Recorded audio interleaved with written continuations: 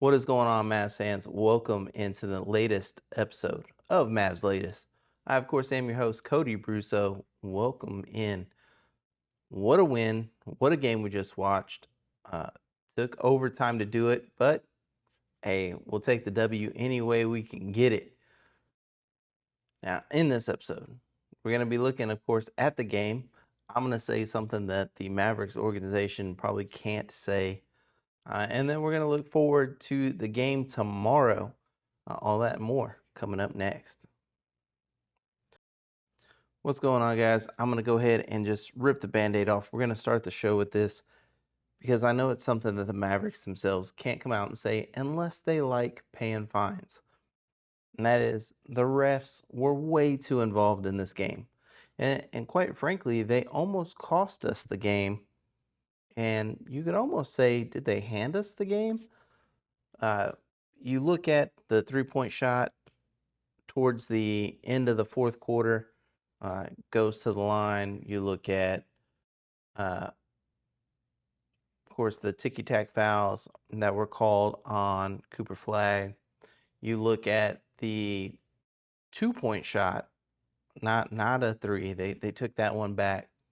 I think it was it Brendan Williams that went and fouled him, or maybe it was D'Lo. I can't remember exactly off the top of my head, but right at the end of the fourth, then do they hand us the game with the foul called on Gafford that Ivy, of course, fouls out on? So, man, just so much ref involvement and this new technology, and they're like the basket taken away from the dunk because there's a sliver of the ball still over the rim. It's ridiculous. Like, I'm all for technology and replays and making sure we get fouls called right, and shots are beating the shot clock and everything like that. But we're getting a little crazy with it here. Obviously, PJ with that putback dunk, that was massive for us. And to say that because an inch of the ball was still over the rim, that doesn't count, is ridiculous. But unfortunately, that's the way the league is going. There's nothing we can do about it. Hopefully, they can learn to kind of, alter some of this. But that's at least how I feel. The refs getting a little too crazy this game. But all in all, you look at Cooper Flag, 21 points, 8 rebounds, 5 assists. And again, just like we were talking about last episode, that case for Rookie of the Year, he's finding his momentum. PJ Washington finding his three-point shot in this game. Like, shout out to PJ coming back and putting it up. Mavericks, of course, taking the 138-133 overtime victory. D-Live does foul out in this one. Musa Cisse goes in there. Daniel Gafford goes in there. And again, is that our future, maybe, those two? I don't know. It's tough to tell, but I know our future is not Anthony Davis. He's only played 14 games for us, and tonight marks 14 games for Cooper Flag. So now, even though we traded for AD last year, Cooper Flag now has the exact same amount of games played as Anthony Davis. Not to mention, Cooper Flag has more minutes played as a Maverick than Anthony Davis, a guy who, again, we traded for last season. So hopefully we've learned our lesson. We know that this guy is not a Maverick. I may not be a Cowboys fan, but I am not crazy enough to wear a Green Bay Packers jersey to the arena there in Dallas and sit on the bench. So I think this guy is checked out. You can say what you want. Oh, he's just, representing his friend, representing his favorite team.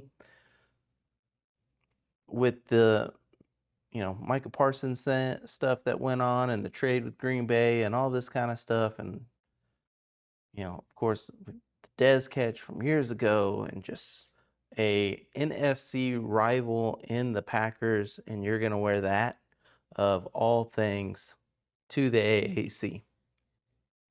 I just think this guy is checked out. He's ready to go. He was arguing with the refs. He was being a supportive teammate and everything like that, but I mean, you still want to look good for your future team, I'm sure. So he's going to do whatever he can to look the part.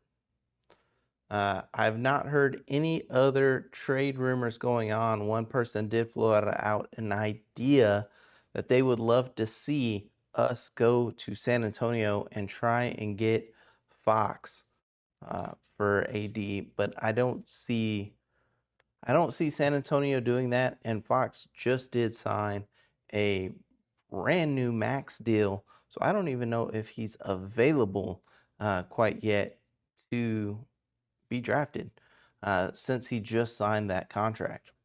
Just like we talked about yesterday, it's the formula for the Mavs. I know basketball is a game of runs, but it just seems like the ebb and flow of every game, Mavericks came out hot, took a lead, gave that lead up.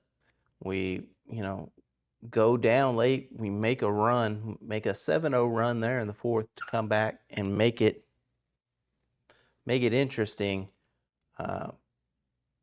But this time, again, it's enough to get the win. And I'm not going to lie to you, I was so scared when Cooper Flagg missed the go-ahead. I was afraid that we were done. We were about to lose another one. But Avi, for some reason, throws up this crazy three-pointer at the end of the game, and we go to overtime and get the win. My few takeaways for this game, though, is we haven't learned yet that we need to be, going through Cooper Flagg, not at the point, no, but we need to play through Cooper Flagg so he can use this time to grow.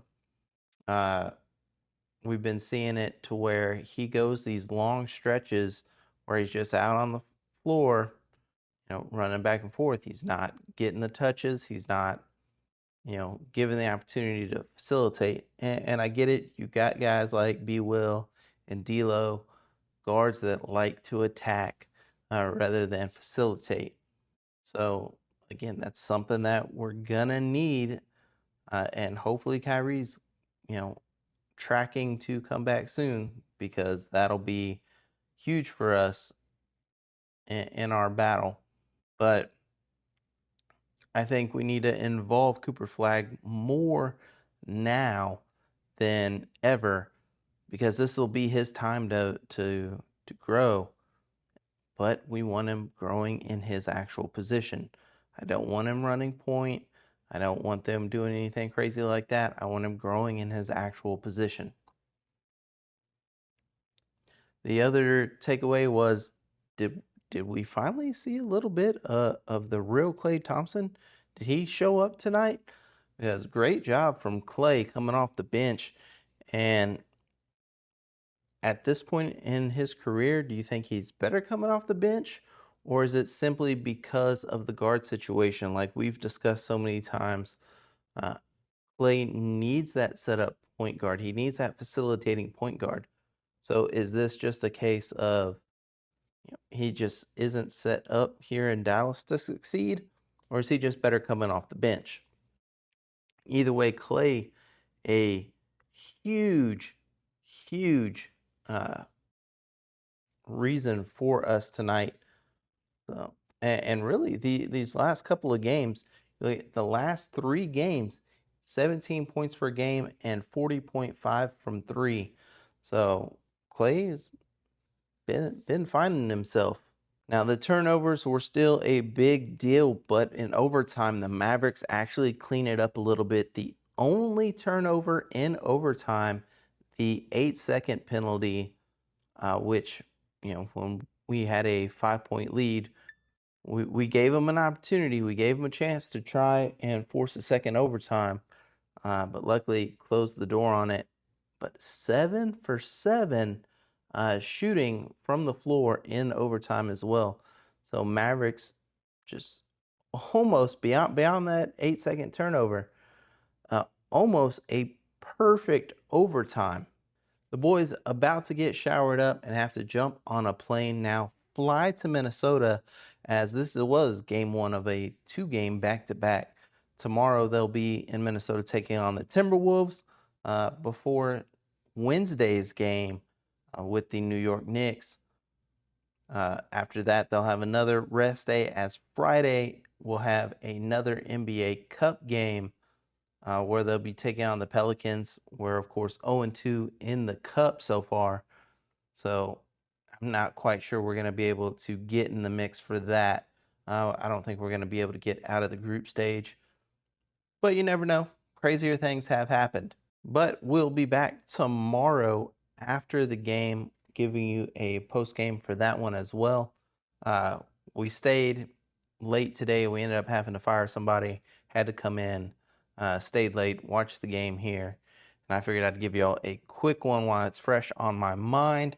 But I will see you guys tomorrow. Peace.